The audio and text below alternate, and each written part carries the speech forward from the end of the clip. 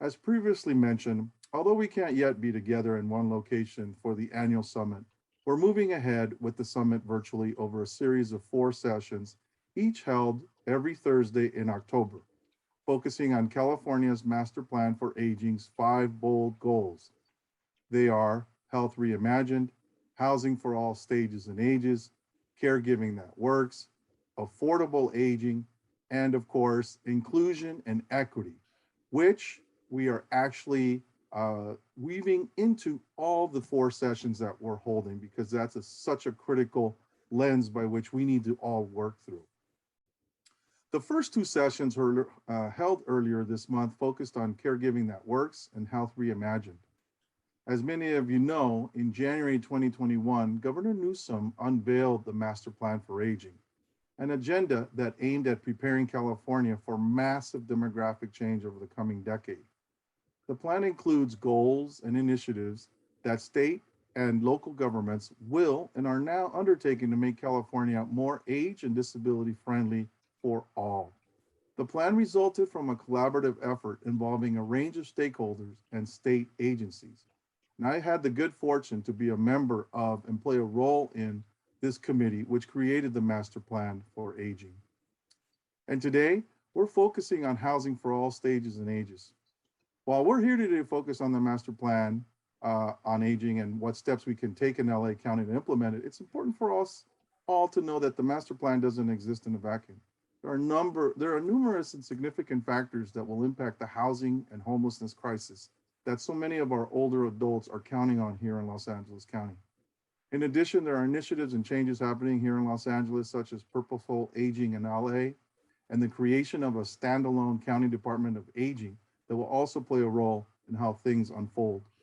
It is within this larger context that we will need to consider what we advocate for from the master plan. LAAC's advocacy effort will play a critical role in ensuring that the county moves forward with the master plan on aging implementation in a way that best meets the needs of older adults. And how do we decide our advocacy priorities among all of these options? We must be clear on what our community needs are, what initiatives and ideas have momentum, what is within LA County's ability to implement or influence, and finally, and most importantly, what moves our community closer to addressing the housing insecurity and homeless crisis. I think we will begin to answer some of these questions this morning as we hear from the Honorable Hilda Solis and our distinguished panel moderator, Jan Perry, and panelists. And to kick us off this morning, we have the great pleasure and honor to hear from LA County Board Supervisor Hilda Solis on her thoughts on housing for all ages and for all stages and ages for Angelenos. Supervisor Hilda Solis represents LA County's 1st District. She's a true champion on older adults, family caregiving, and equity issues, as well as housing insecurity and homelessness matters. In particular, equal housing opportunities, access to housing that's affordable to all, interim housing opportunities, and much, much more. And I also have to say on a personal note that I've had the distinct honor to work with Supervisor Solis on a number of issues related to older adults over the years. And I know firsthand how valuable her voice and her leadership has been over this time on issues we all care so deeply about. And with that, it gives me great joy and privilege to welcome Supervisor Hilda Solis. Thank Supervisor. you. Thank you so much, Rigo, and to everyone, buenos dias, and good morning to everyone. It's great to see you and to see all the familiar faces and friends. And I can't think of anything more timely than to talk about LA Aging and our advocacy coalition and focusing in on, especially on housing issues. Tremendous, tremendous effort that we really need to mobilize around and come together. So thank you again for that lovely introduction, Rigo. And since we're talking about a very critical topic today, you know, housing for our residents and particularly for older adults who need housing the most. And we all understand that there is no doubt about it, a housing shortage right now. And the costs to maintain or keep housing is astronomical. It keeps going up even during the pandemic. And this seems to be a fundamental problem that we're facing that has just exacerbated homelessness in Los Angeles County overall, and in particular in the 1st District. According to reports between 2000 and 2019, the county's inflation adjusted median household rent increased by 45%, while income stayed relatively stagnant, as many of you know. And 54% of all renter households, as you know, are rent burdened, which means that they spend more than 30% of their total income just on rent. And in some cases, it's upwards of 50% in parts of my district. And this number, as you know, is disproportionately higher for older adults. And we might be on, who might be on fixed incomes, as you know, we know that. And their only source of income in many instances is that Social Security check, which you and I know is not enough. And we know that older people of color are more likely to experience the high burden of rent and the costs that go with it. Under my leadership, the board has taken some very bold actions to begin to address the issue. We've prioritized areas at risk of displacement for funding, allocated funding to expand rental assistance and protections, and strengthen pathways towards home ownership for low-income families. And we established a pilot community program known as a community land trust program. Some of you may be familiar with that concept, but we launched it earlier this year. And in my districts, we have completed affordable senior housing projects in the following areas: Cypress Park with 108 units, Huntington Park with 80 units, La Puente out in the San Gabriel Valley with 95 units, and 198 units coming to Cudahy for seniors. And there's going to be much, much more to come. We all know that we need to do more to build affordable and low-income housing. And that is why in August of this year, I put forth another motion to address the housing crisis. But this one stands out for its innovative approach to creating more opportunities for tenants. And there's something, this is something that I know other jurisdictions have already adopted with great success, like for instance, Washington, DC and San Francisco. The core of this strategy is to expand the pool of potential buyers. If owners of certain types of properties decide to sell, these may be existing tenants who can afford to take over affordable housing units and develop what we call community land trusts. And anyone who's committed to permanent affordable housing should be a part of this discussion. And they would, these individuals, tenants coming together, kind of like a co-op, I want to say, but not necessarily, but they would have the ability then to receive priority support and keep the property affordable so that it doesn't go out into another sphere and is obtained by, say, an outside landlord who really doesn't care about gentrification issues or about affordability and making sure that people who have been living in these communities for so many years can preserve their well-being in those communities that they are really anchored in. This isn't a new concept, but the county for the first time is coming into this program, and we are looking at providing at least one demonstration pilot effort in each of the 5 supervisorial districts. And I have just taken this and am running with it because I think we have a lot of housing stock, older housing stock, where we currently have tenants living in and renters, and many that represent senior citizens that could potentially be able to stay in their units without having to be forced out to be homeless or to move entirely out of the area.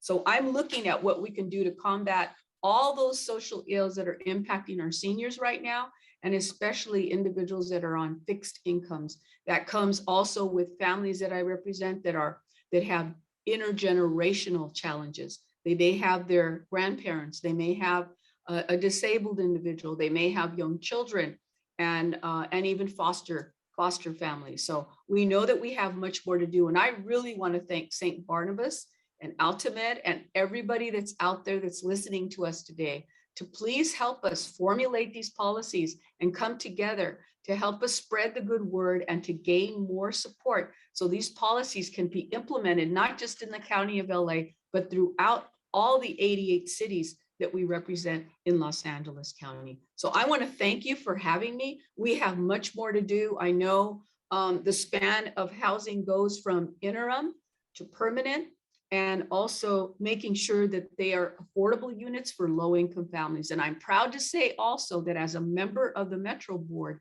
as we develop our transit-oriented communities, we are looking at those rail lines, at those systems that will also potentially make available properties where we can develop affordable housing. And we're taking up the notion that anything that we build, at least 50% or more should be low income and affordable. And that will mean housing for many, many Angelenos, and especially those individuals on fixed incomes. And the majority, as we know, happen to be senior citizens. So thank you, Rigo. Thank you for everything you do, and for all the panelists. Can't wait to see more happening this coming year. And I'm glad that we're getting through the pandemic. And we need all of you to help work continually with the County of Los Angeles. So God bless, cuídense, and si se puede. Thank you, Supervisor Solis, and thank you so much for what you do. And I think it's such a critical area in helping to prioritize those particular areas of risk. I think that's so critical.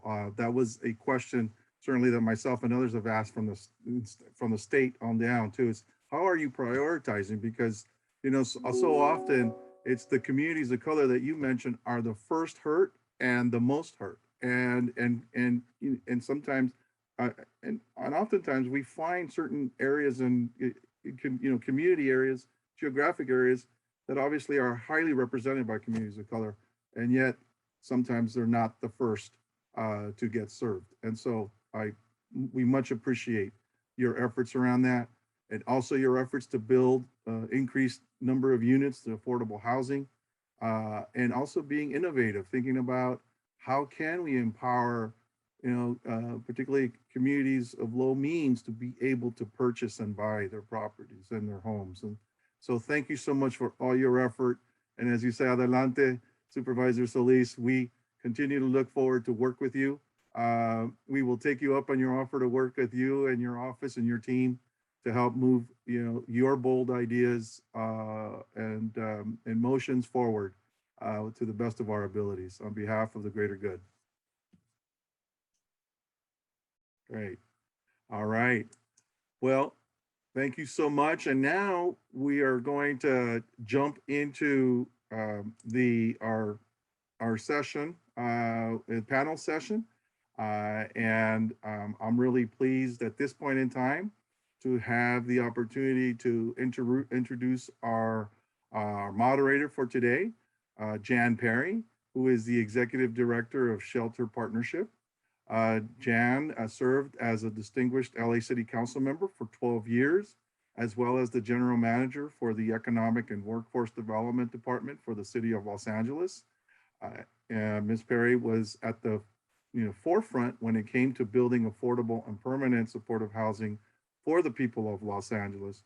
And during her tenure as a council member, she helped build over 5,670 affordable units, and more than 1,200 of them were permanent supportive housing units. So with that, we have again another true champion who's really had an impact in this issue with us today. And so I am pleased to welcome as our session moderator, Jan Perry. Jan? Thank you very much. And I'm really happy to be here today. And this is a real honor to be able to spend some time talking with some true champions and experts in the field about aging and homelessness. I currently serve as the interim executive director for Shelter Partnership. Many of you will remember the untimely passing of its founder, Ruth Schwartz, and it's an honor to be able to just try to fill her shoes. We are an organization that is over 30 years old and support many social service providers through our warehouse in Bell, California, that is over 100,000 square feet, filled with non-perishable goods that we provide to over 300 partners who serve clients, serve people who are homeless, vets, people who are aging, foster children, people in need, over 300 organizations throughout the County of Los Angeles. So when I tell you we have some great panelists, I think I have a right to say that. We have today Ron Galprin, who currently serves as the City Controller for the City of Los Angeles. Welcome, Mr. Controller. We also have the former Assistant Secretary for Community Planning and Development for the Department of Housing and Urban Development in the Obama administration, former Deputy Mayor, former General Manager for the Housing and Community Investment Department, Mercedes Marquez. And we also have, good morning, Mercedes. We also have Anita Nelson, who is the CEO of SRO Housing for quite a while in Skid Row, has built countless units of housing for people at all ages with all needs, with support services on site. So I want to welcome all of you. Thank you very, very much for being here today. Why don't we start with the controller? And a lot of people, I think, are trying to imagine the impact the controller, the city controller, can have on the issue of ages in all stages and the issue of homelessness. And I know you have some very important information that you'd like to convey to us today, Mr. Controller. Well, good morning to everybody. Excuse me, I'm choked up to talk to you, Jan. It's really a pleasure to be part of this panel of such distinguished people who have done so much great work. And Jan, you have just this stellar record of public service. And we are so grateful for everything that you have done and are doing, and I know will continue to do for many years. And thank you also to Grace Yu, who I know helped to organize this. And thank you so much to Rigo. First, just a little bit in terms of laying the ground in terms of statistics, because I'm all about numbers as controller for the city of Los Angeles. And within the city itself, of about 4 million people, we have 760,000 some residents who are considered older adults, that's 60 plus. And this population is expected to exceed 1 million by the year 2030. Currently, older adults comprise about 19% of the city's population. And again, by 2030, that number is going to grow to 24%. And these demographic shifts really are going to have significant impacts in areas of health and wellness, nutrition, affordable housing, transportation, mobility, social interaction, civic engagement, employment, and so much more. We need to really refashion so many of these challenges that we have been dealing with to really understand what are those challenges going to be looking like in the future. This has been a big focus of mine as controller for the city of Los Angeles. It's also been a focus of mine personally, having dealt with my own aging parents and seeing the various stages that they went into as they aged. They're unfortunately no longer with us, but I learned some unbelievably valuable lessons in terms of the challenges that they had. And we were very fortunate that there were many things that we could do as a family to help support them. But there are so many out there that really don't have any support system, as we know, whatsoever. We've seen a tremendous impact on seniors, particularly during the pandemic. Deaths, of course, but lots of loneliness and isolation. Inability to get to one place or another. Many have avoided public transit because of concerns about COVID. Many skipped medical appointments, and that had some severe consequences in terms of not getting the medical care they need. And the city had to move a lot of its programming online or even canceled a lot of those programs, things that we had at community centers. We've seen a lot of food insecurity, of course, a problem that pre-existed COVID. That is going to continue to be, I think, a real challenge, the food insecurity, particularly for seniors. Let me also say a word about equity, because Rigo brought this up from the beginning, and I'm really happy that you did. We know that this affects everybody, but we also know that zip code really determines your health. It determines your length of life. It determines your quality of life. And we've got a lot of work in terms of making sure that all of our communities really have the resources that they need, and particularly the ones that we have historically underinvested in. I've done a lot of work about mapping in terms of COVID and age, a lot about the mapping in terms of a new equity index that we have, and we look at issues of age there as well. And it's an opportunity, I believe, that we have to look at data and to use it in a way, particularly in the controller's office, and look at the money that we spend and see how do we do the best with that money. We're never going to have an unlimited amount, but we can use what we have in a good way. So thank you so much to everybody. Okay, you're welcome. And you're not going anywhere. So you're going to dig down on that equity index in just a minute. I look forward to it. Because I want to hear a lot more about that. So let's take it to Mercedes next. And Mercedes, you have been at multiple levels of government. So you've seen it from the federal level and from the local level. And you've seen the issue of people living longer, struggling to be independent, the support system or the social service system lagging behind the needs of the communities that we are all tasked to serve. What are your observations on, aging in stages and keeping people out of homelessness, and then also supporting them if they slide into it and pushing them in the other direction so they can reclaim their lives? Well, one good morning to everyone. It is such a pleasure to see so many friends, actually. And having had the pleasure really to work with Jan for so many years, as she really a warrior to get that housing in your district. And Anita, I think you remember when I first became the housing director in 2004, Anita showed up at my office. We didn't know one another. And she brought like 6 boxes of files and sat in my waiting room to talk to me about the problems they were having collecting on all of the homeless services they were providing. Something that had to have nothing to do with the housing department at the time. But because of Anita, it became my job to start working with LAAAC and start figuring it out. So Anita, you are actually the foundation stone for my taking a deep dive into the issues of homelessness. I believe that I would like to, I think, jump off where the controller was talking. This really is an intersectional issue.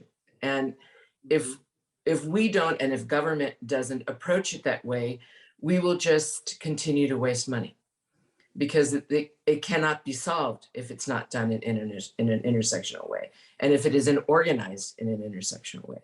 And I would say, I would focus in the issue of housing, health, and wellness. Right, one of the things I was privileged to do before I was the housing director in Los Angeles, I was vice president of an affordable housing development company. And I was privileged to build the first LGBT elder affordable housing in the world in Hollywood, Triangle Square. And what I learned there was how poor the elders really are, much more than we think, not just LGBTQ people, but when the poverty is there, it is severe. And so the importance of really focusing in on services, food, health services, to keep them well and keep them out of crisis. Then the housing that you provide and everything else that happens there has a shot. But without a foundation of service, and I'll tell you, in this situation, I helped found the Elder, the Elder Housing Corporation for LGBT people in LA, which now the LGBT Center has merged with. And they were forced to begin a second nonprofit just to provide services because people were just hungry. And it didn't matter that now they had a nice place to live. Their cupboards were bare. And so to me, it's about that. And the issue about zip codes, I guess that's true technically. I think it's really more about neighborhood preservation. That if we understand these issues in a more holistic sense, we can keep people at home longer. We would invest in health promoters or promotoras de salud to help them get right down to the core. We would integrate city dollars differently with both market rate folks to look at what the capital stack actually has to be to dig down deep. I will stop there so we can keep going, but I have spent a lot of time on this. I've been a consultant now since I left the Obama administration and since I left the city after being deputy mayor. I mean, I've worked across the country in city after city with big nonprofit after big nonprofit, including Puerto Rico. And some of the same themes prevail. And some of the solutions are in our grasp. A city like Los Angeles has a shot at it because of the way that we're funded. We're bigger, we get more of everything, but we have to be much more specific. And I'm so glad the controller is on this call because so much of the opportunity, I think, actually lies in an office like his that is cross-cutting. Thank you, Mercedes. Really appreciate it. Anita, so here you are in Los Angeles, day to day, right there in the midst of everything that Mercedes and then the controller have spoken about. And I'm sure in the course of your career, you have witnessed firsthand the fact that people are living longer and require different types of support services and even possibly adaptations in housing than ever before through this evolution. So can you talk a little bit about how SRO housing has been able to adapt, provide, and to customize needs for an aging population? Okay, well, thank you so much for having me on the panel. It's truly a privilege to be on here with a distinguished panel. You know, SRO housing, we were founded and created to preserve the housing stock that was being demolished in the 70s and 80s. So this was housing that was as a last resort. And we knew at that time that if that housing stock went away, you'd have more homeless individuals. So our creation, our foundation was really based upon coming in and preserving that housing stock, rehabilitating it into clean, safe, affordable housing. And so that's what we've done over the past 37 years. We realize the importance of having strong, robust, supportive services. And that really requires having strong partnerships with a number of agencies. And that's one thing I'm extremely proud of, is the fact that we do have those strong partnerships. So when we talk about food insecurity, we partner with the LA Regional Food Bank. We have a contract with the Department of Aging, so we're able to provide food and meal delivery services, transportation, the ability for residents to interact in various locations within our portfolio. So that is a critical part of our operations, even involving our staff. Our staff really represents the community we serve. We have a very diverse staff from age, race, gender, you name it. We want to represent the population that we serve. So we've been doing that, like I said, for the past 37 years. We have 31 properties. We provide over 2,300 units of housing. Our initial focus was primarily in Skid Row, but we are now seeing the need to branch out. So we have 2 new developments that opened up this year. They're all affordable. In fact, all of our units are affordable.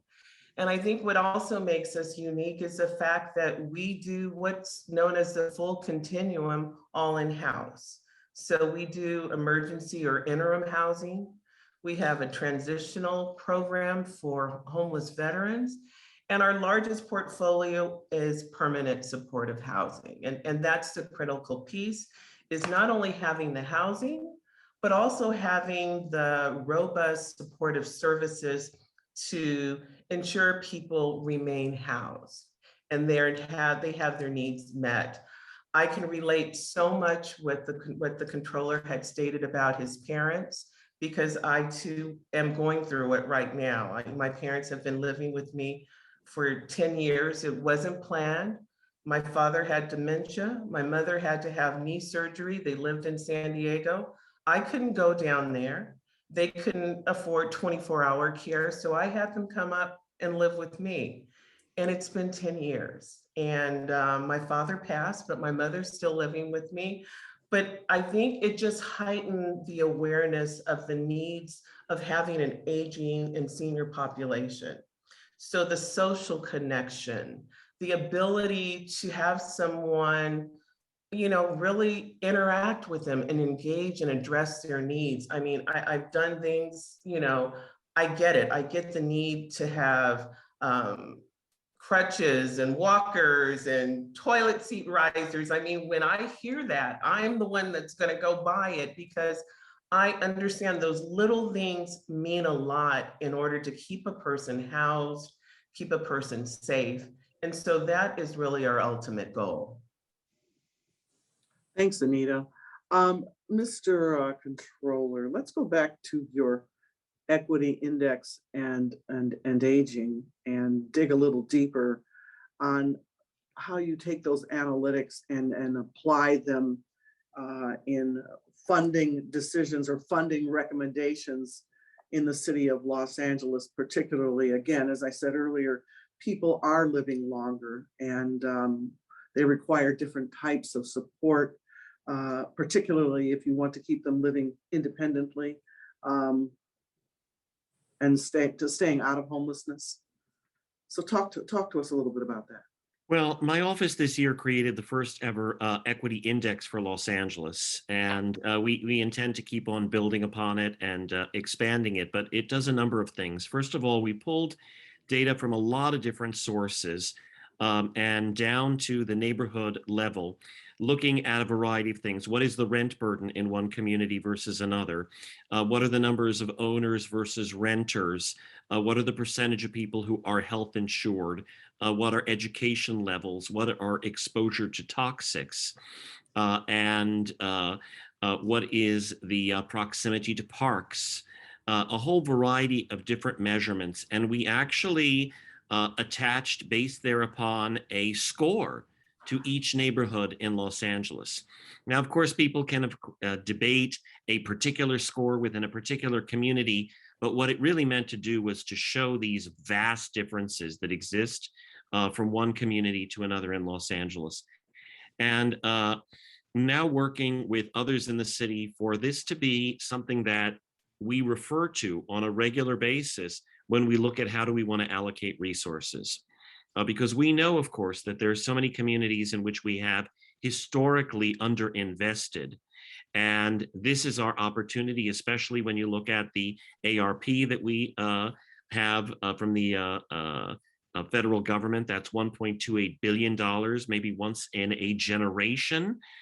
We've gotten half of that. We're going to get the other half of it in May of next year. Let's use that money in a way that actually does the most amount of good in the neighborhoods and the communities and for the people that need it the most. Mm-hmm. Thank you very much. Mercedes, let me jump back over to you.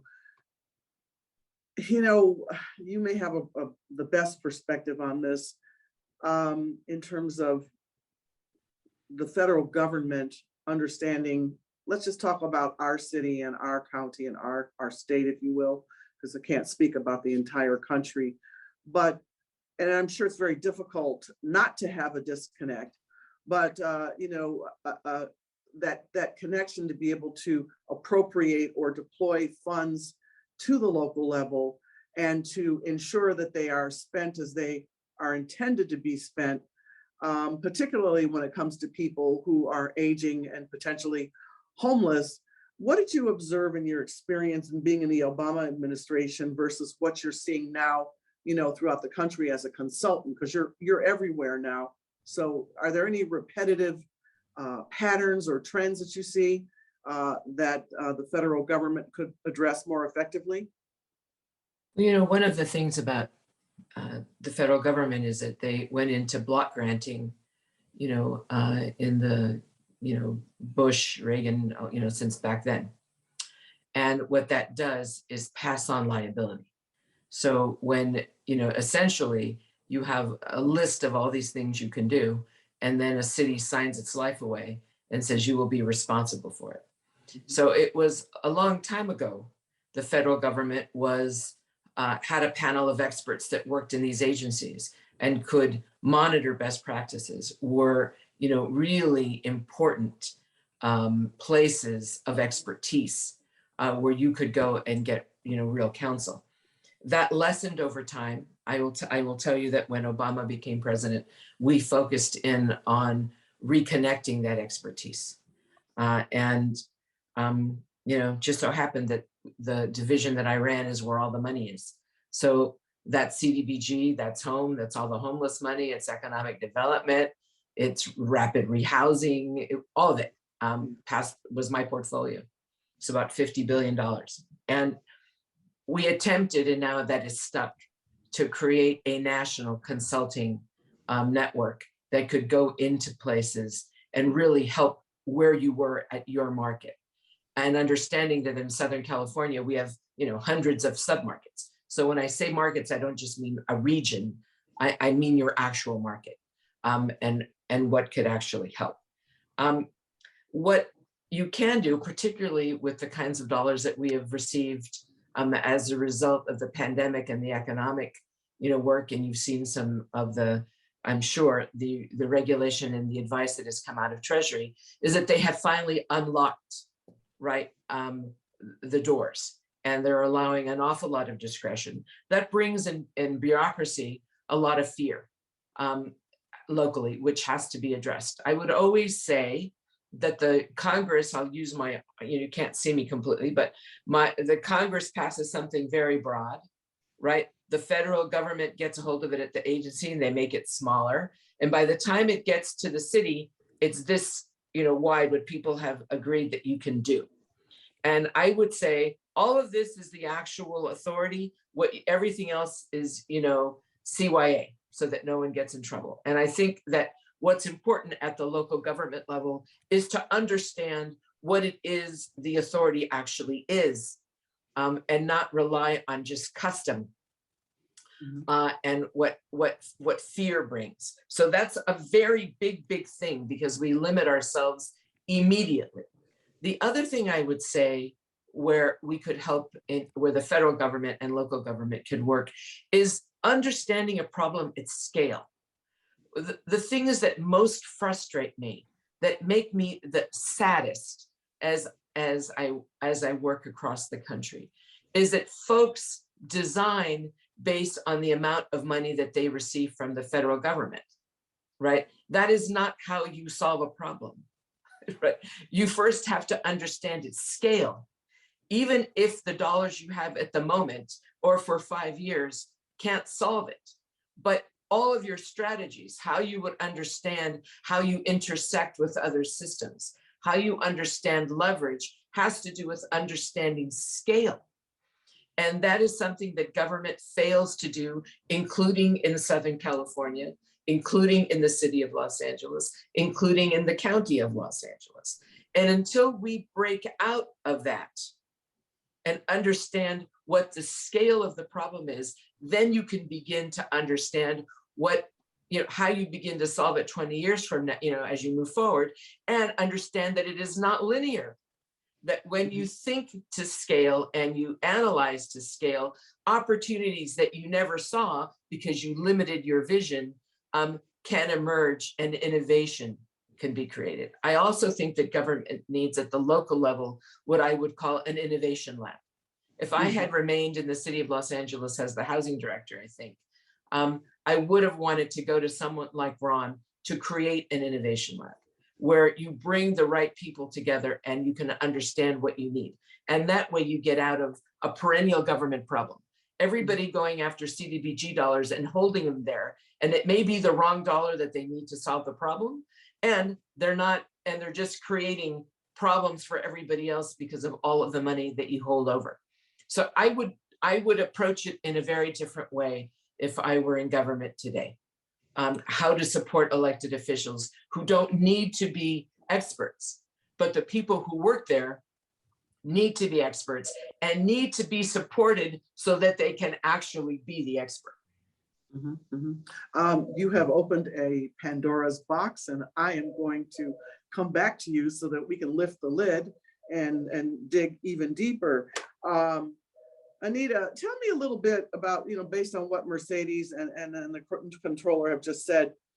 So what adaptations has the SRO housing made over the years in terms of the types of services that it provides? Because you're the local provider, so it starts at the federal government, flows through the county, and then is allocated, to the city. And I had been on the Committee for Economic Development for many years, and we did our yearly dance. Mercedes is absolutely right. The yearly dance where the mayor proposes what to do with CDBG, the council reacts, people come in and do their dance and make their presentations. Some cases their pleas, and it's this sort of endless ritual. So how have you at SRO Housing evolved to be able to overcome that, if you will, or to take it in another direction for long-term sustainability?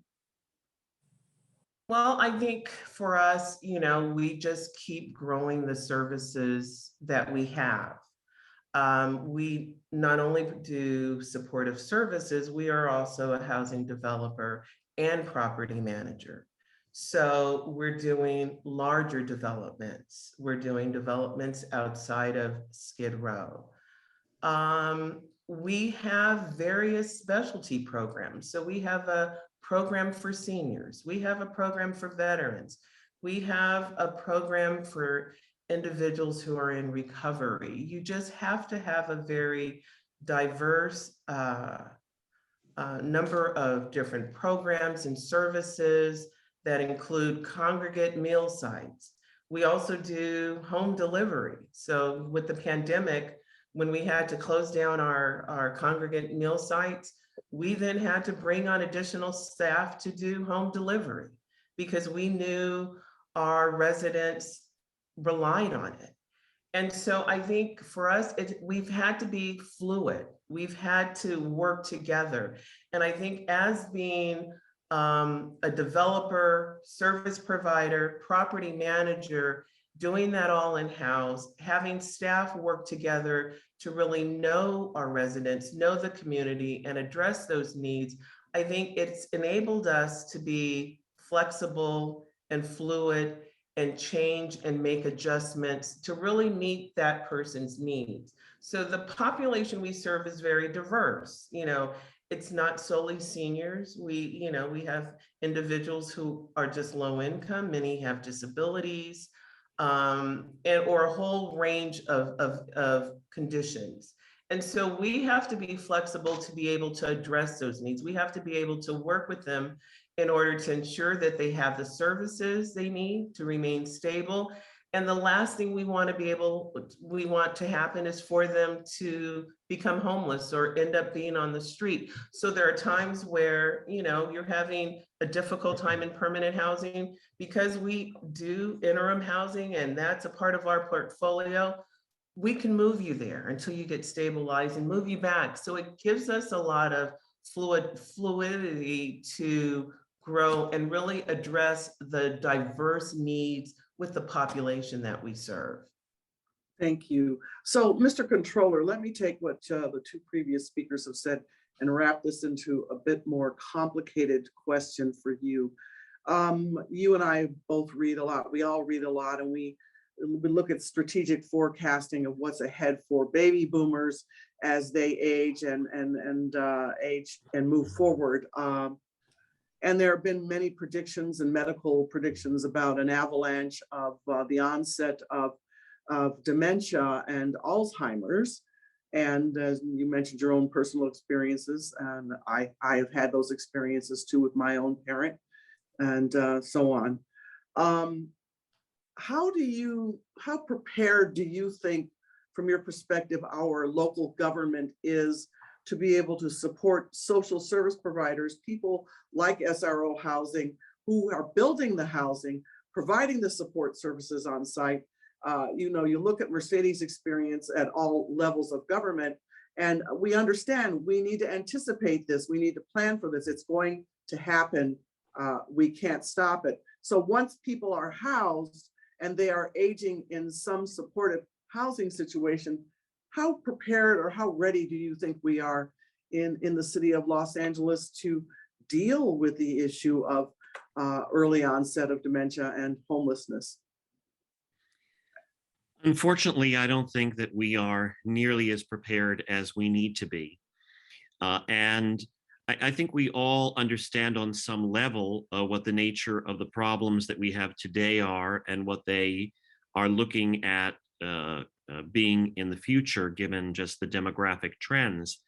But I don't think that we're really preparing for that.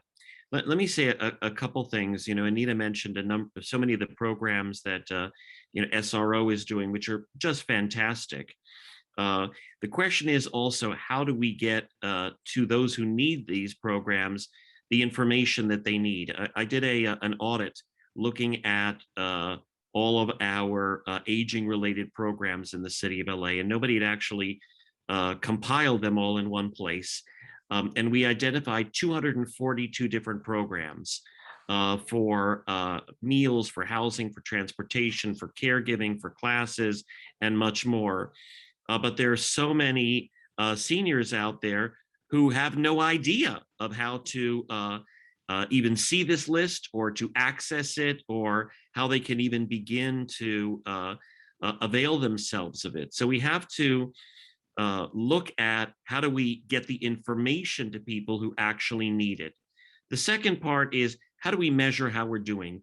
I've been out to a whole bunch of different service providers over many years, and all of them, by the way, for the most part, have really good intentions and really good hearts and are really caring, but don't often do a very good job of looking at what are the results that are being achieved, what is the cost per client, what is the opportunity cost that is being missed in doing one kind of assistance versus another. And I think we have to take and maybe this is my bias as a controller, but a financial lens to so many of these programs and see how do we get the most out of them. And quite frankly, there's some that are going to be successful and some that maybe need to be replaced with something else. But there has to be a lot of long-term strategic planning. And it's not just about housing, as you very well point out, but about the many, many services that are needed just to help people stay in that housing. And some of it can be just as simple as helping somebody in terms of cleaning services where they may be living. It may be delivering them food. It may be even as simple as someone they can call to help change a light bulb. These are all challenges that we sometimes take for granted when we're younger, but when you're older, they become really gargantuan. And we're going to have to think about how we make that possible for people.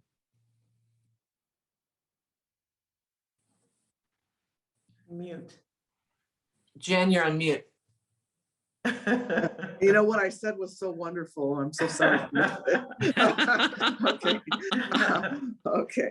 Let me try that again. Mercedes, you said something really interesting that caught my ear in your last round of comments. And it's about the city's reliance on the CDBG, or I'll call it the annual CDBG ritual, where you said over time it's evolved and that the city signs its life away. And I wanted to ask you a little bit more about what that means, because we have a population that's aging and always at risk. And if we assume more liability without the commensurate return, and we both know over the years the amount of CDBG funding has declined, and I don't think we've gotten back to where we were even, at previous administrations that were more favorable to that. What do you see as a long-term outcome? And is there a solution? Well, I think it lies in a combination of the things that have been discussed. I agree about a financial lens. Anita, you've probably heard me say in speeches that affordable housing developers should not shy away from the word merger, so that they could be more effective. But I also think that here is the opportunity where you integrate the financial lens with equity. And equity is a layered thing, right? One about the individual. So who is served, are the right people being served? And that's where the mapping and the statistics are helpful. But it's also about the place they come from, the community that they come from, and what's being done there. And there is a place between neighborhood and community capacity where the inequities just grow. And as a result, the ability to use a dollar effectively is negated. And that is rooted in discrimination, right? So if we don't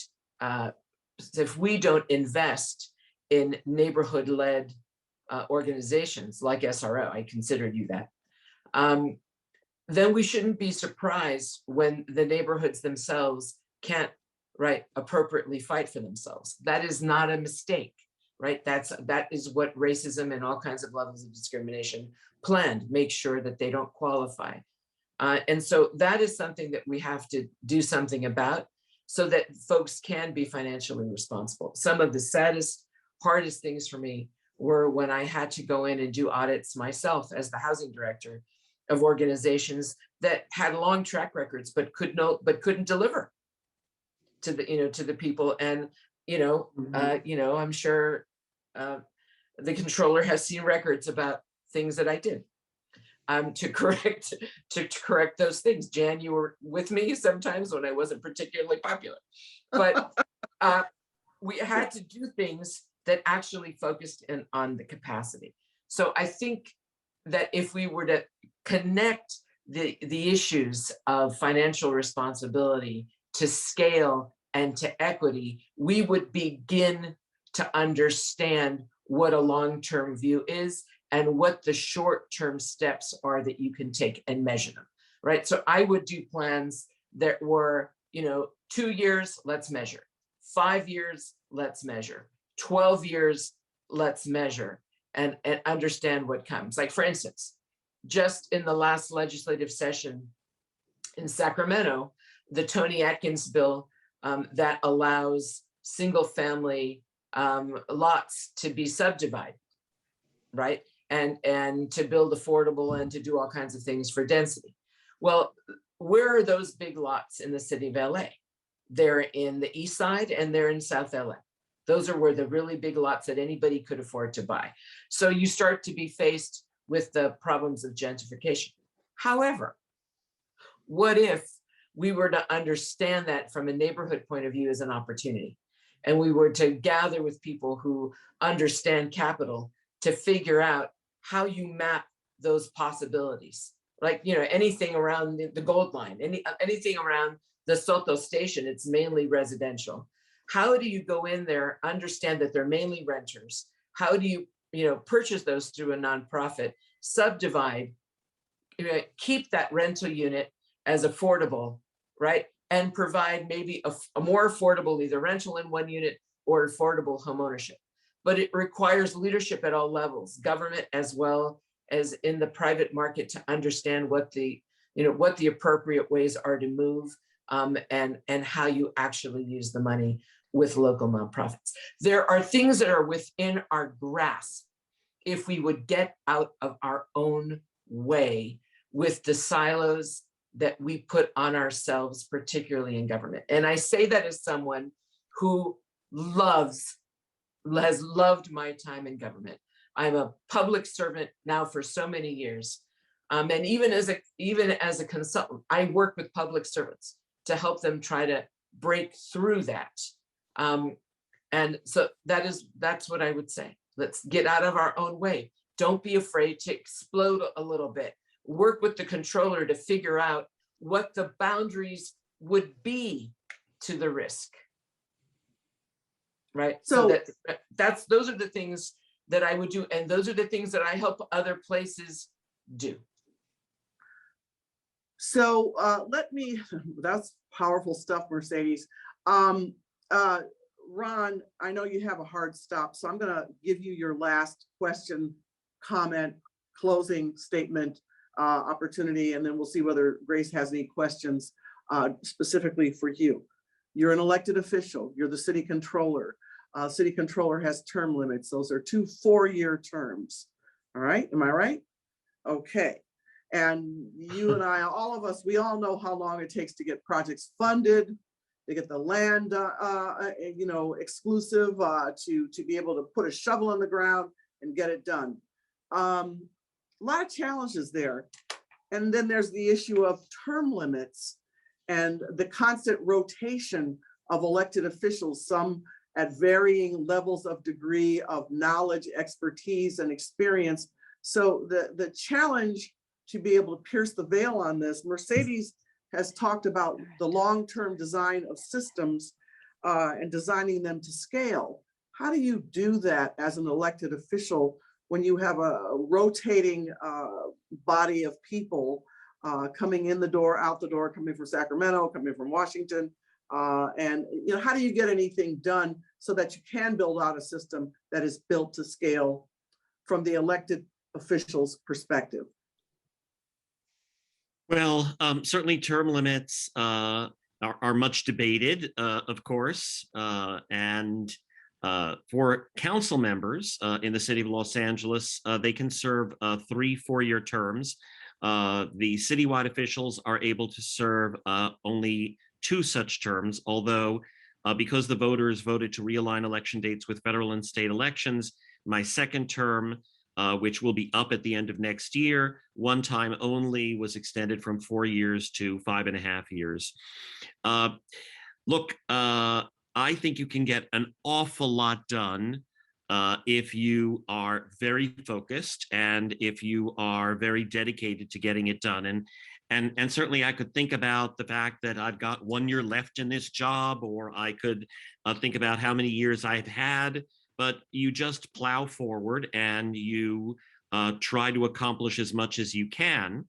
I will say that what we do need is a way to, especially within government, keep people who have a lot of historical knowledge and expertise, keep them from going out the door. And at the same time, we need to find a way to bring people with innovative ideas in the door. It is a very painful process, the hiring process within government.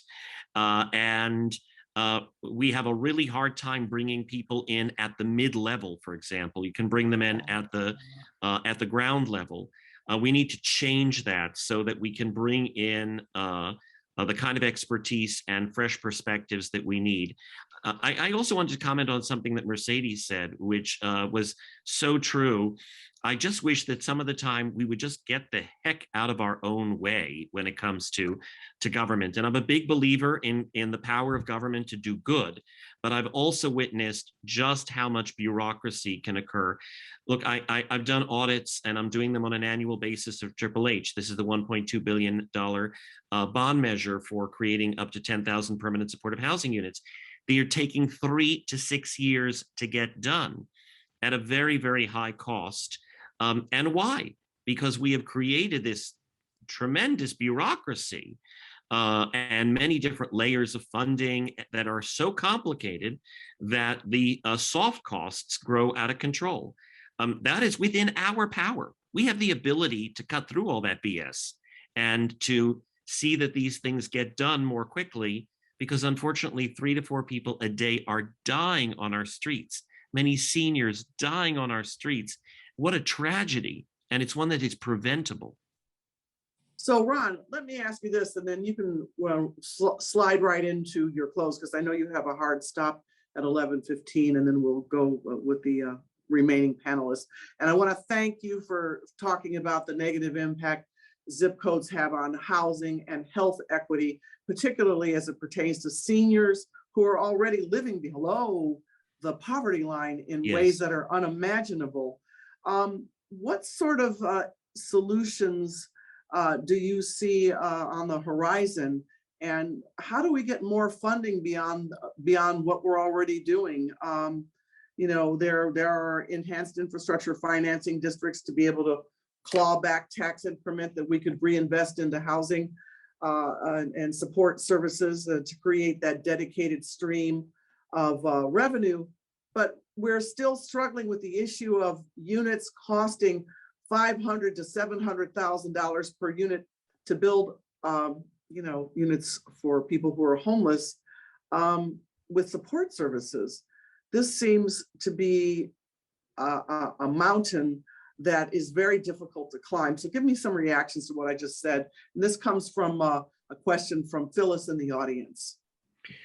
Well, a lot of this mountain is a mountain of our own making, unfortunately. When you look at Triple H, which I still believe can and will do a lot of good, the fact of the matter is that the way we set it up, there are very few developers that even qualified to bid on doing these kind of projects. And so no wonder that we end up in the situation that we are right now. I think that we've got to realize that, first of all, we can create a lot of ways that certain things can be built by right, and not to have to go through the many painful processes that we have, be it CEQA related or be it our planning. Again, these are all important things, but cumulatively, they've had the impact of really depressing the amount of housing created in California for low income, for seniors, for those experiencing homelessness, and for, by the way, just people who are working and even working 2 jobs who can't afford to keep an apartment. I think once and for all, we've got to say, let's clear away a lot of this bureaucracy and make it possible for both nonprofits and for-profits to build and to do it in a way that will actually create the number of units that we need to. I mean, we have so many of these projects coming online at 49 projects at 49 units at a time, and that's great, that's wonderful, but that's not going to solve the problem of tens of thousands of units that we need and that we need now. So it's within our power to do it. It's just a question of, quite frankly, political will. And why don't you expand on that point as you go towards 11:15 and talk to us about political will, since you're in the middle of the tornado. Well, look, we have, when projects get proposed, first of all, there's a lot of people who the first thing they want to do is figure out a way to make the project smaller. You've also got many people in communities who say, we love this idea, we love this kind of housing, I think it's fabulous, just put it 2 blocks away from me. We've got to get beyond that. And we also have to have elected officials who are willing to say, yes, I understand the concerns, I understand your worries, but we're going to do it anyway, because it's in the public interest. And we also have to have the ability to make sure that those who are proposing projects are able to move them quickly through the process. Even with concierge services and all of that, it's still a very long process. By the way, very ad hoc, council district by council district. Each one is their own fiefdom. that's not been a recipe for success in creating the kind of housing or community development that we need. And I think that some of those council members are going to have to be frank with you, give some of that up and allow what needs to get done to be done in their districts without micromanaging. Mhm, mhm. You want to say a few words in conclusion before you depart? Sure. Well, again, first of all, I just want to thank everybody who's a part of this, and the record of public service of the other people on this Zoom that we are on is really something that is impressive, and we're all really lucky to have you in Los Angeles.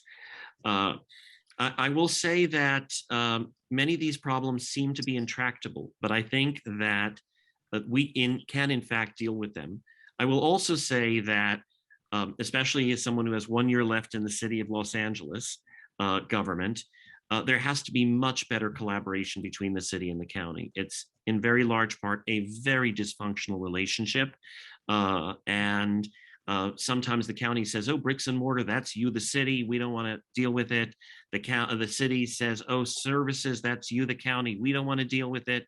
We got to get past this, this silo and have mechanisms by which these entities can work in a much better way together, you know, on aging, on homelessness, on youth, on all of those things. The time has come, and it's actually long overdue. So Ron, I Ron, appreciate working with you. one quick question before you go. Yep. On the issue of the county and the city working together. We have the Los Angeles Homeless Services Authority, the Joint Powers Authority. Yes. And the city and the county both sit. So is that working?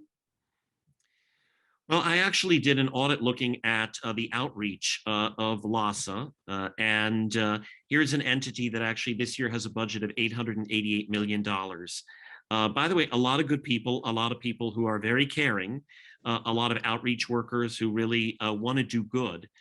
But I found that the way that they were keeping their numbers in terms of what outreach was and what their goals were and what their accomplishments were really fell very much short. I also feel that in some ways they are in kind of a no man's land, in the sense that they're called upon both by the city and the county to do things, but they're an entity that was created many years ago for really somewhat different purposes and with a very radically different budget than they have today. So I think that we need to look at, and I've made some recommendations about things that we can look at in terms of their governance. You either really say, hey, city and county, you do your own thing, or you really empower an agency such as LAAAC to do what it needs to do. But it's kind of in this in-between world, which I don't know has served our best interests. Thank you. Thank you, Mr. Controller. Mercedes, sounds like a good argument for an innovation lab. Thank you so very much. Great to be with you all. Thank you. Thank you, Mr. Controller. See you soon and appreciate you very much. And my apologies that I got to cut out, but I've got to actually do a live thing. Not that this isn't. All the best. Take care. Bye-bye. Thank you for your time. Thank you. So Mercedes, sounds like a good argument for an innovation lab because we have term limits, we have musical chairs, we have people coming, we have people going. We need something that's sustainable, long-term, new ideas, a framework to implement them, a body to seek the funding. Is that in conflict with LAAAC? Could that complement LAAAC? What purpose could that serve? Oh, it would complement, because, you know, LAAAC doesn't actually build housing, right? So the idea really for innovation type labs is that is where you can have elected officials come with community representatives and pitch the idea. This is our problem, right? We're looking to fix this. They may have the solution or they may have part of the solution, but it is an intersectional place with different agencies that can come together, have a kind of budget to do that kind of group analysis. We've done something similar when I was the housing director the first time from 2004 to 2009. When Prop C passed, that allow transportation dollars, and housing around transportation, we brought together the redevelopment agency, the public housing authority, which was, massive just by itself, the planning department, the county engineer, right, public works, all together to pitch the changes that we would want in the regulation that we would want Sacramento to make so that those dollars could serve LA. And we all worked together. We got all of the data geeks from all of these different agencies to come and sit at the housing department. I love them. I bring donuts and all those things and hang out.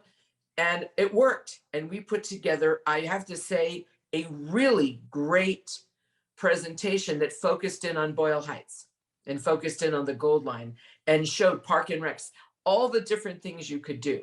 Aging has to be placed within that. So LAAAC has a seat at that table. But if we limit this problem to when it becomes a homeless problem, right, we're just dramatically increasing the cost, right? It is way before that. It's about keeping people healthy before that. And then to me, that's how you take those ideas and pitch them on a regular basis with the private and nonprofit sectors to figure out, what's going on, including, government, and part of that led in the city to my seeking the city to get its own tax credit allocation. And I came back from the Obama administration. I came as deputy mayor, and within 1 week I was in Sacramento going after our tax credits, and we got them. And that has permitted the city of Los Angeles to spend even less. I know it sounds crazy with what I'm watching with HHH in terms of per unit cost, but it gave us more control over who and how, right, you would build and what kind of housing you needed, rather than having to do kind of a false competition outside of the city's needs. So there are things that can be done and should be done, right? Yeah. Stop the squawking, do it already. Well, I think you were the creator of the Affordable Housing Trust Fund that you brought to the council during my time to put developers in a position where they could compete for subsidies to buy down the cost of their units in order to create that stimulus to create more affordable units. It was the carrot part of the carrot and the stick. Exactly. And unfortunately, and I don't know why, it makes no sense, it has not continued. We still have other tools, and that could be brought back not only at the city level, but statewide, if you will. And then, of course, there are financing districts to capture tax increment within certain areas for all sorts of issues, and community reinvestment authorities to focus exclusively on housing, particularly for people who are older. So Anita, when I say all that, I don't know why I'm getting a little feedback, but when I say all that, talk to us what you think SRO housing and groups like yours need long-term to be able to continue to build units and to grow and to serve your aging population. Okay, well, I first want to say I love Mercedes' idea about an innovative lab. Yeah. That would be fantastic. I think we touched on it a little bit relative to looking at things from a financial lens and capacity, because I think that is a challenge that we have as a nonprofit providing the services we have. Working with a disabled population, homeless population, it's not an easy task, it's complex. And, to provide those services, they're costly. And so it's not something that could be done easily overnight. You need consistent funding. And I think that's where there's been an imbalance. When you do affordable housing, we can't increase our rents when the boiler goes out or the roof needs to be replaced, or we need to put an elevator in some of our buildings. I mean, our portfolio, half of them are true SROs where you have the stairs. The other half are more like studio apartments. And so one thing I think about are those seniors that are in those buildings on the second or third floor who don't always have the ability to relocate. I was just talking to a resident who was saying, he really needed to relocate to a unit with a private bathroom and kitchenette. But his income was $940. And part of our challenge and struggle is if you're not disabled and you don't have a rental subsidy, your options are very limited, and so there aren't a lot of options, when you're bringing home 940 and your rents, most of them $8, $9, $1,000. I mean, our rents are low, they're $640. And if you're fortunate to be in one of our affordable income restricted units, which targets extremely low income, there are not a lot of options. So those are some of the challenges that we have as a developer and service provider. The needs are constantly changing. We have a need for more staff. The ratios have gotten better, fortunately, due to the service dollars from the county. We're now able, instead of having one case manager to 75 residents or 100, we now have 1 to 20, 1 to 40 for low acuity. So, but that's just recent. I mean, we've had to work with this population and work and provide these services with limited funds. And many times we're operating in the red in many of our properties. So that's the challenge. And we don't always have the flexibility and fluidity to just go and get the money and make the change. It's usually a long process. It's a competitive process. Staffing is always an issue. And so I wish it were easier, but it is very complex and very challenging. And so I welcome the financial lens. I welcome the feedback. I would love for things to be faster. I would love to be able to put someone in housing within a matter of weeks instead of months. I would love to be able to do a development in a year and a half, but there's so many complexities and layers of financing and applications and scoring, and it's a special skill set, special type of person with a certain background who understands all the different components and pieces in order to do a successful application. So I get it. We advocated for HHH funding. We were awarded. Finally, those projects are coming online. Like I said, we opened a project, 57 units in May, and we have one opening right now for 100 units over by Good Samaritan Hospital. So we're in the lease up process, but I couldn't agree more. It takes too long, and it's, that should be able to be cut down. And I think we also have to think about different types of housing. I've always said you can't build yourself out of homelessness. It's right. Just, it's never going to work. So, there's some people who say, no, nobody wants to live in SROs. Well, we have thousands of people living in SROs. ADUs, shared space, when you have the number of homeless people and people on the streets that we have, you can't cherry pick and be selective and say, no, we don't want to consider that. I think sometimes we have to identify what's there and address those needs in order to make it viable. So if there are properties that need some dollars in order to get it up and running and maximize every unit, I think we should do that. So I just don't think it's a one size fit all type of situation. So Anita, let me ask you one last question and then you can wrap, and then I'm going to go to Mercedes. And Mercedes, just to give you a hint, I want to talk to you about the National Consulting Network. So Anita, given all that, and we drive through Skid Row and are in and out of Skid Row every single day. You can go in front of the Veterans Administration and see the encampments. You can look under any freeway overpass. Any one of those individuals is a potential client for you and for SRO housing or any of the housing developers. So what do you say to us in terms of your strategic planning to help people come from the street into housing? What else do you need to accomplish that other than building faster and a political climate that is not getting in the way, but actually helping. What else do you need? And why don't you close with that? You know, I think we need more funding and subsidies for people who are just low income.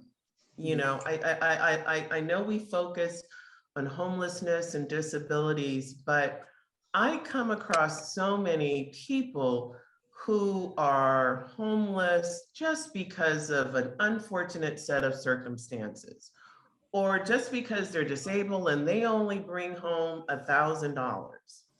So, you know, priority is given to people with disabilities and people who are homeless, but there's a big segment of population, and many of them are seniors who are on a fixed income. And so where are their options? They're out there, but they're limited. And I know that's what we struggle with. We have, most of our units are subsidized, but we do have some units that are affordable income restricted. And even as low as our rents are, many still can't afford it. So there needs to be a, maybe not a full subsidy, but a portion subsidy in order to make us whole.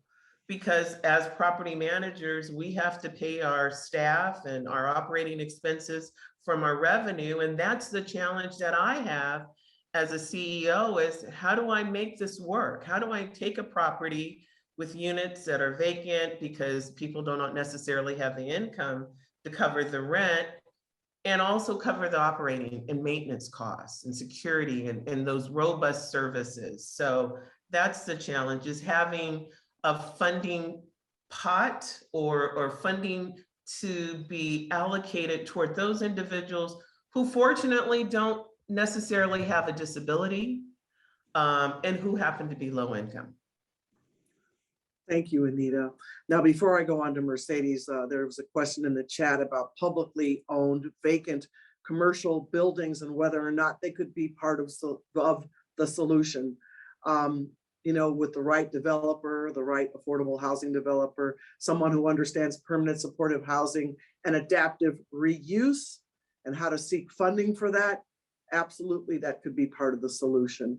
And Mercedes, you can add to that, but I want you to just close with, you mentioned the idea of creating a national consulting network. And when we think about the Build Back Better agenda, it almost speaks to me like it is a human infrastructure concept to connect us, you know, to connect someone like me, interim executive director, Shelter Partnership, who has goods, who could give to somebody like Anita Nelson and SRO Housing.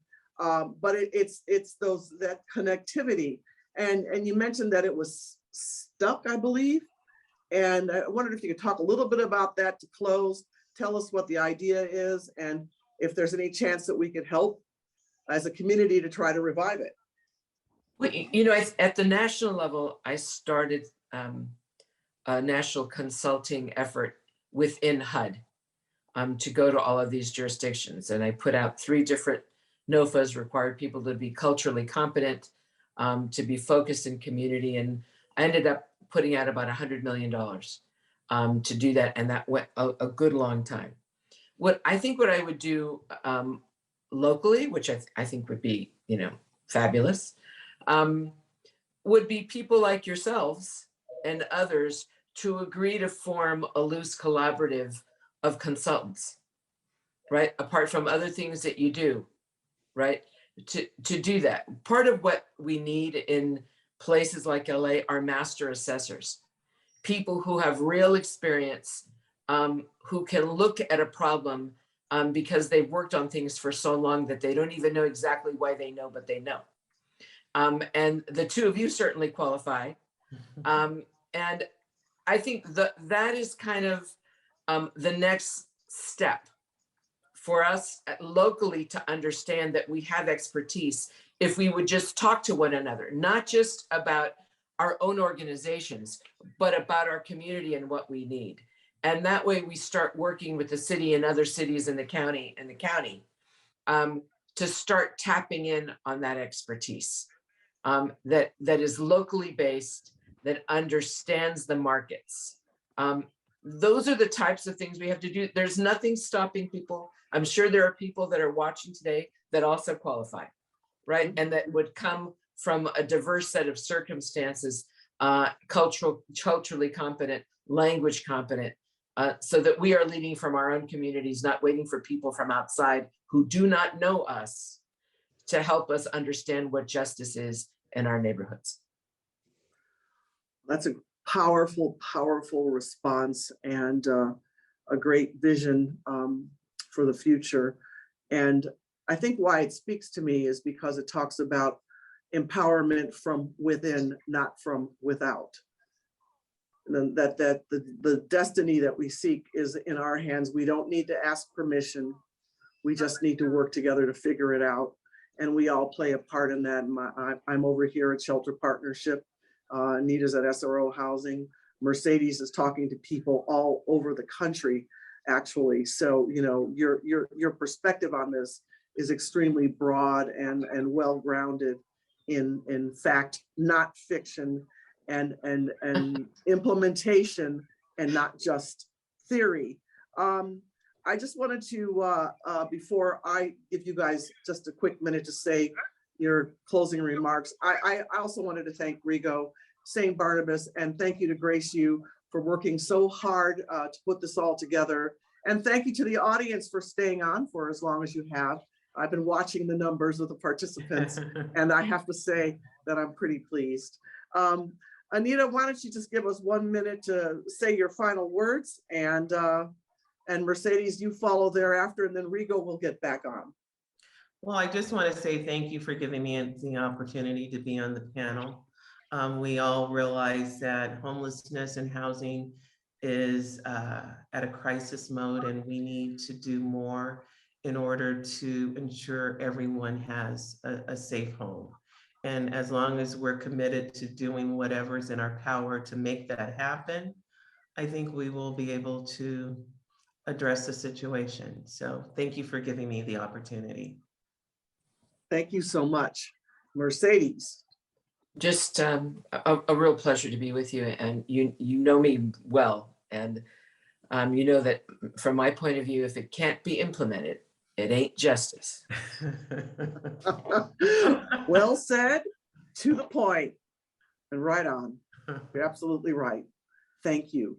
So thank you, ladies, and also thank you to Mr. Controller who had to go to his next, and to the supervisor, Solis, and everybody who participated. Rigo, I think it's your time to step back in and take over. And it's been great being with all of you this morning. Thank you very much for having me. Thank you. Thank you, Honorable Jan Perry. What a tough act to follow. Thank goodness I only have to make some brief remarks in closing. Thank you so much, Honorable Jan Perry, for moderating this incredible session. We really appreciate your expertise and asking what I found to be the right questions of our esteemed panelists. And also want to thank Mercedes Marquez and Anita Nelson and Controller Galpin for their honest insights and recommendations for thinking about how to tackle this incredibly difficult issue. I would like to just also, in closing, identify some common themes that I'd like to uplift that I think we heard and that were mentioned a number of times. And again, I just want to leave us with these thoughts, and that is zip codes determines quality of life. That is critical as we think about how do we prioritize projects and efforts moving forward. Integrate financial lens with equity. That is so critical. And of course, the equity lens in general. Need to integrate existing services and also better inform communities that they exist. And not only that they exist, but how do you access those services? Establish innovation labs, or departments with issue experts to help decision makers in government make effective decisions. That also, I think, speaks to collaborative of experts to help solve critical challenges and problems. I think it's important to think outside of ourselves, look out in the horizon and identify who those experts are. And I would also add that bring diverse thinking. So it's not all experts of just looking at it from the same lens, but having different experiences that we can address the multifaceted approach. We need to utilize data. We certainly heard, we need to find ways to better measure. There's still challenges around that. And we also heard that we need to invest in community-based organizations like the SRO that are fluid, flexible, innovative, and offer diverse services. And we also need to see and hope to experience better collaboration between city and county. We need to break down silos. And perhaps I could sort of from the outside looking in as being, part of an advocacy group like the Aging Coalition, not just between city and county, but even between county, even between city departments. It really needs to start, with your own backyard. We see so many silos even there. So I am actually thrilled as part of that too, to see sort of a standalone aging department being created where we're going to see some of that collaboration actually established between city, county, and within its own systems and departments itself. I think it's very, loud and clear that there are limited options for older adults without disabilities to afford housing because they are outliving their fixed income. And that is creating a massive problem for providers like Anita and myself running organizations like hers and St. Barnabas Senior Services who are trying to prevent, older adults who otherwise could age in place become homeless for the very first time in their lives. So that is a major issue that we need to address. We need to find other options to help that from happening. So those are some key. I know that there were others, but those are certainly some takeaways that I picked up, and I hope that others did as well. And I think that our challenge is that now, together we move and find ways to work with all of you and moving into the future. And so I want to thank all of you. Quickly say thank you to Watts Labor Community Action Committee, Alzheimer's Los Angeles, CARA, the SCAN Foundation, Partners in Care Foundation, St. Barnabas, AARP, and Ultimate Health Services, whose members of these organizations help plan this event today and make up the steering committee of LAAAC. And again, Honorable Jan Perry, thank you so much. I tip my hat to you and thank you for all you've brought to today's conversation, as well as to our esteemed panelists. And with that, I send off everyone. Have a good rest of your day, rest of your week.